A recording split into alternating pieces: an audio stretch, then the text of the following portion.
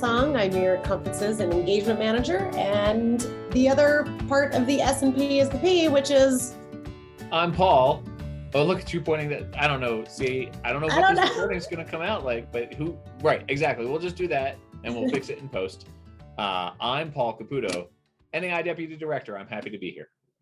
Wahoo, Paul. We have got InterpTech. You said week. Wahoo. I think you meant woohoo, like that. Woo! There you go. Okay, we're workshopping it. That's true. We've been practicing that all week. But yes, woo!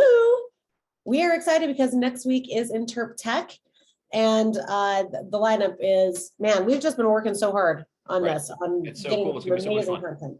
Yeah, well, we're not at Asilomar, so that's.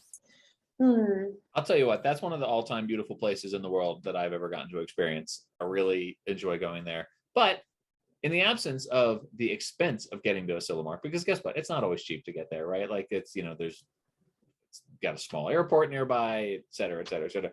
We instead get to bring you affordable information, education, inspiration, technology, interpretation, this amazing crossover of all these things. And we're working with a really amazing committee that includes the two of us, obviously, we're amazing, but also our friends with California State Parks, who we've been working with for many years on this great program. Yep. Well, let's just have them on the show real quick. Let's bring them in. Okay. All right. Well, Paul, we've got yet another fun planning committee for our upcoming InterpTech online conference. And I will say I am having a lot of fun working with these two. We've got a powerhouse lineup this year. But I'll just let you two introduce yourselves. Jennifer, why don't you go ahead? Awesome. Well, thank you, Song. I'm Jennifer Langer. I work with California State Parks in the Interpretation and Education Division. I've been with Parks for 16 years, and I've done lots of incredible work over those years. In addition to this collaboration that we have with NAI, kicking off InterpTech on an annual basis. And I'm super excited, super jazzed to be working with you guys as well on this year. Woo woo. Woo-hoo. Working with California State Parks has been just such an absolute pleasure for me over the last 7-8 years that we've been doing this. I love this partnership. I love this event. And Brandon, why don't you introduce yourself as well? I'm Brandon Caskey. I'm one of the statewide ports coordinators here with California State Parks. Ports is Parks online resources for teachers and students. And I have some students here at Cuyamaca Rancho State Park today. They did a virtual field trip to come here in maybe 3 weeks ago. And then we were able to get some bus funding to fund this bus to come to this park. And it's pretty rad. We are up in the mountains in San Diego County.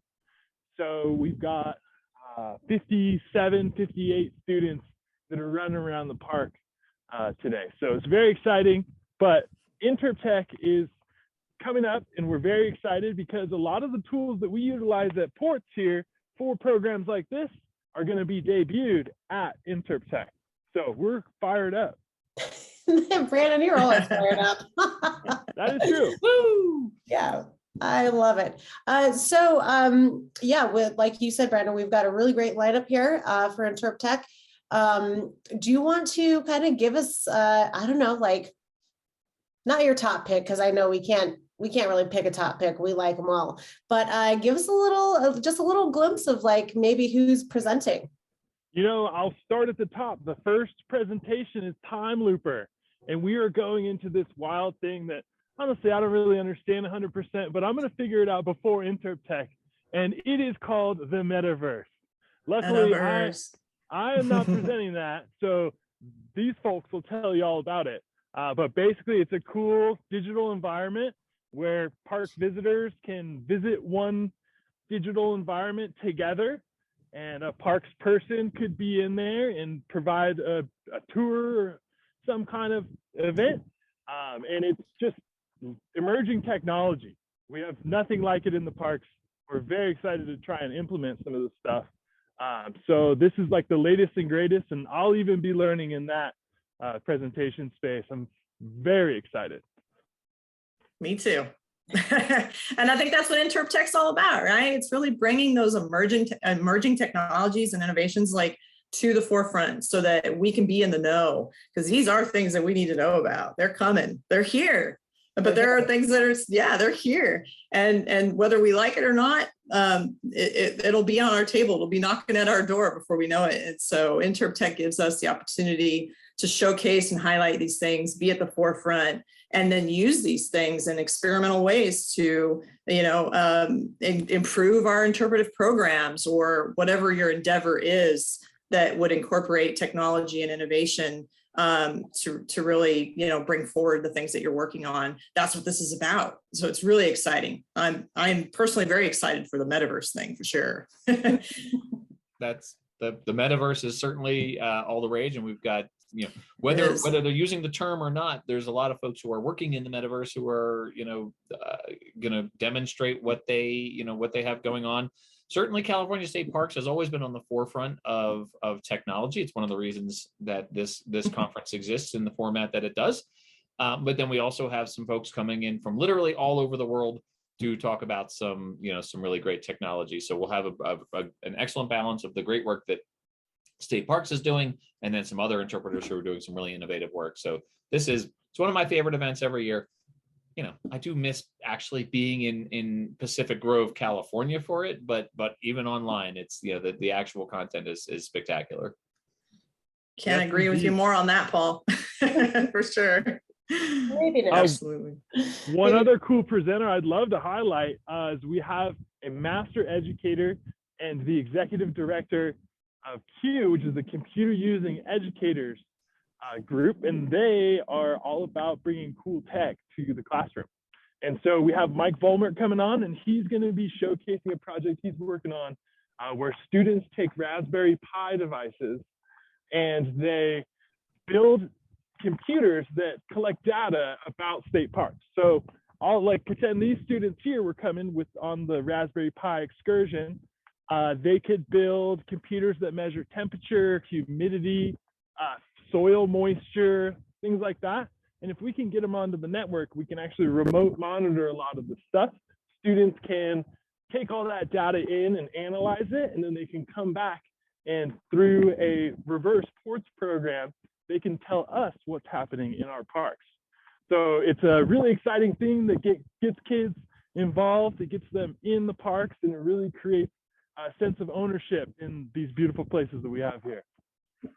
Yeah, no, absolutely. In fact, our keynote presenter, Dr. Nadina, she is actually going to be talking about exactly that. Her concept is called the Internet of Nature, right? And so it's everything from, giving trees email addresses so that they can fight urban deforestation, and machine learning algorithms to prevent urban wildfire damage.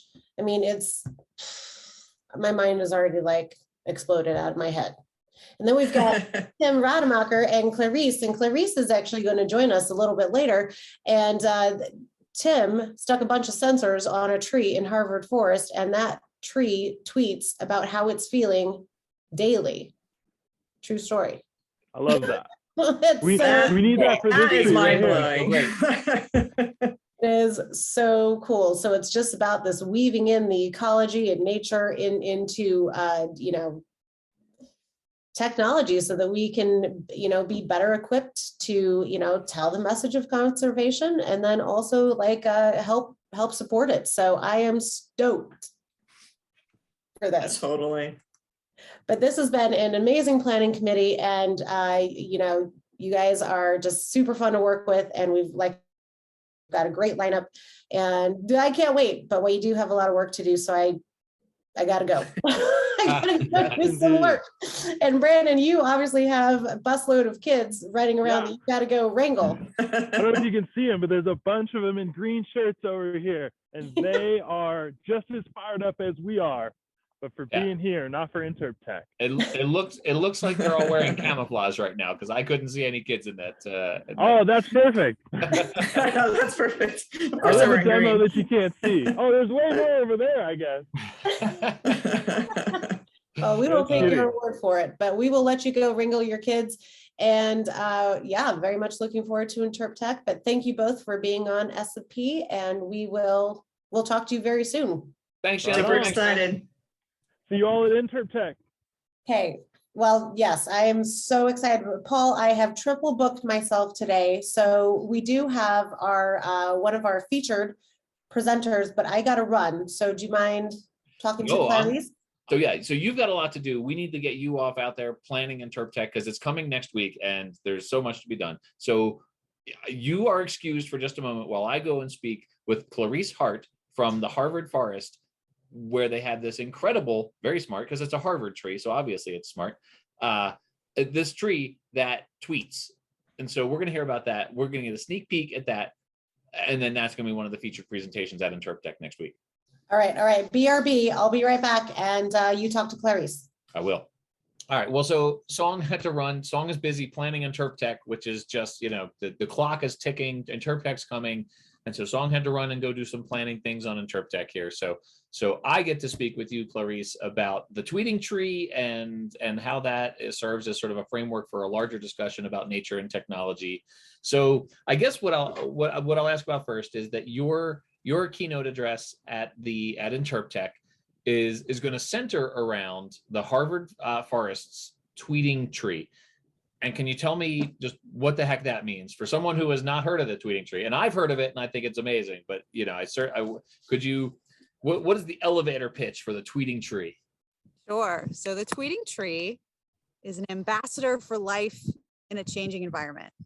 And it's essentially one 100-year-old tree that has been wired up with all kinds of sensors that can tell us with technology how the tree is growing, how the tree is experiencing and adapting to really real-time climate issues. So, when it rains, the sensors will tell us that the tree is swelling because the water is, filling up its water transport system.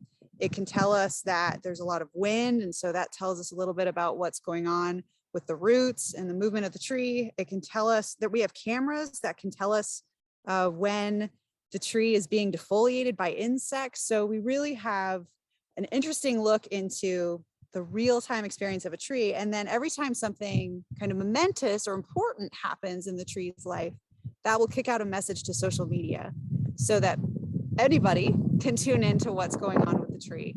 And another great thing is that people can ask the tree questions. So if you log into Twitter and you ask a witness tree, how are you doing? It will tell you what's going on with it that day. Or if you want it to send you a selfie, it'll go ahead and do that.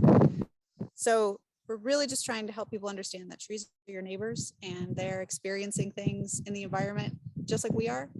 And we just can't hear their voices. And so this system allows us to hear a tree's voice. Would you say that the tree has a personality? How would you describe the interactions that the tree has personality wise? Yeah, as interpreters, that's something that we thought about a lot because we worked with a couple of students to get this launched. And, everybody had different thoughts about what the tree's voice should sound like. We want the tree to be pretty objective. So we've sort of gone like friendly, but low key, I think. Okay. But we're also building out a network of additional trees right now. One just got installed in the city of Cambridge, right on the Cambridge Common. And the city of Cambridge is going to be able to define the messages for their tree. So as we build out this network, everybody will get to decide kind of the voice of their tree, but a lot of it will be driven by what the tree is actually experiencing. And the voice will just be sort of a layer on top of that. Nice. You said that it tweets out momentous occasions. How often is the tree tweeting, and what constitutes a momentous occasion in a tree's life? That's a great question. So that's another kind of interpretation choice that we had to make. So the tree could be tweeting all the time about things that are going on with it because we have a lot of sensors and a lot of code that's continuously looking for various conditions. So we set a limit that the tree can tweet 5 times a week. Okay. And the different things that it could say correspond to different conditions. So if there's something that is really unusual, so a heat wave that is outside the bounds of 50 years of data that we've collected, or a rain event that's really extreme, we have those kinds of events to be kind of ranked higher in the coding system so that something that's really special and different is sure to get tweeted out. Okay. So the, I mean, I think people sort of see, I think there's this dichotomy of nature and technology, right, as being almost antitheses of each other. I'm not going to dwell on my pronunciation of that word. But they seem in some ways opposed, right? And so is that a challenge in trying to mesh, to use technology to create these messages about nature and about this specific tree? Yeah, so you can see that I'm outside right now. Harvard Forest has been here for 100 years. And for the past 15 years, I've been the director of outreach and education. And I think there's a real tension that you just pointed to of getting people to experience the outdoors and experience nature kind of in real time without a screen in between their eyes and the nature. But I also see technology as a real entry point for people because technology is sort of really pervasive in our lives, and nature is also really pervasive in our lives, but we're less tuned into it, right? So we're tuned into our screens, and our goal at Harvard Forest with all the outreach that we do that involves technology is to get people to pivot from starting with the technology and then learning from it and learning to notice the stuff that's happening directly in nature. So we have a lot of nature-based programs that invite people on site, and we go right out into the woods, but we also have virtual field trips for people who can't make it out into the woods for whatever reason. And we try to, during those field trips, give them tools to interpret their own ecosystem around them. So we're really about helping people to read their own landscape wherever they are. Sure. So in general, the platform that you have chosen to use to amplify this message is mainstream social media, right? It's Twitter, where I go for baseball and celebrity news, right? And to pick fights with climate science deniers. I don't know. So I don't really do that. No, I don't actually pick fights on Twitter. I'm not that guy. But you've decided to take Harvard Forest, which we see behind you, and we see actually the tweeting tree over your left shoulder there. Yep. And you're taking that place, that idyllic sort of natural spot that you have right there, and you've taken it to the what some would consider the wastelands, the negative wastelands of social media, in particular Twitter, which can be a pretty awful place. So how did you choose Twitter in specific? Why Twitter? And how is that going? How is it being received? Yeah, so you've raised a really interesting question. So first, I'll note that it's Twitter and Facebook. Oh, Twitter and Facebook. Okay. You can think about the tree while you're browsing your aunt's family pictures. And I chose those things for a really just basic logistical reason, which is that they will allow a bot to communicate. So we chose Twitter and Facebook in part because of the technological restrictions, and in part because we know that that's where people are, or at least that's where they were in 2018 when we were first starting to think about the project. So we launched it in 2019, and there are just about 10,000 followers, which honestly signed up right away. We were all over the news because I think it's just a novel way to think about ecosystems. And what has been really interesting for me as somebody who does social science and thinking about how people think about climate change and how people interpret information about climate change, the way that people talk to the tree is very positive. So there are some people who will post messages to the tree and say, you're the only climate change information source that I trust online. And so we've tapped into something unique, I think, that feels objective to people.